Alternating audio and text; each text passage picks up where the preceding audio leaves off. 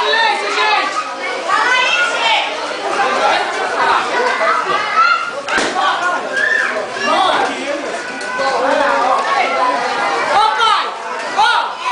Vamos prestar atenção no que a moça vai falar, por favor?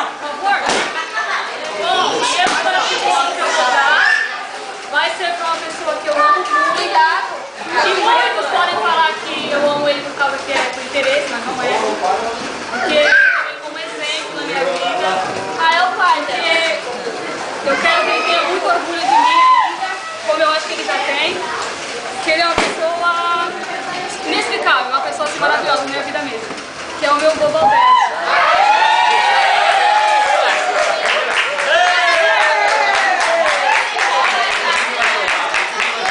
Eita porra!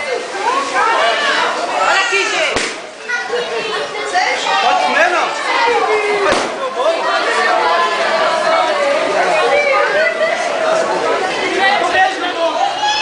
Essa aqui tá filmando, vou cortar aí, ó. Só dá um joinha aqui pra me cortar filmando, aqui já era. É aí, aí.